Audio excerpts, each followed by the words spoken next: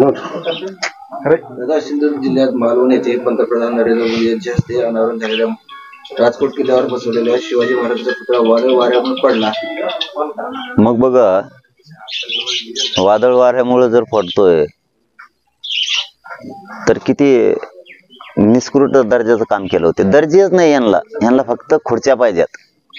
आणि तो जो कोण काम करणार आहे, तो कोण कॉन्ट्रॅक्टर काहीतरी असेल ना, त्याला नेता फेता असणारच त्यात. आता एखादा बरबाटलेला विचाराचा एखादा, त्याला खूप खायची सवय हे असणारच. यांना काय नाही, महाराजे नाही, दैवत नाही, हे काही बघत नाहीत. फक्त पैसा कशात निघल एवढंच बघतायत.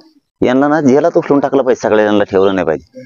आणि ते मी तुम्हाला प्रत्येकाला सांगितलंय मी तसं, की उद्घाटन कोणी केलं, मला वाटतं यात काय सुद्धा राजकारण करून काय उपयोग नाही. जरी मोदी साहेबांनी त्याचं उद्घाटन केलं असं, त्याने उद्घाटन केलं गेले, त्यांचं काय चूक नसावी याच्यात. कारण काम करणारे हे इथले कोणतरी कॉन्ट्रॅक्टर असन, कोणतरी नेता असन किंवा सरकार असन, त्यावरती प्रचंड मोठी कारवाई करून त्याला ना जेलमध्ये टाकलं, सोडलंच नाही पाहिजे कायमचं.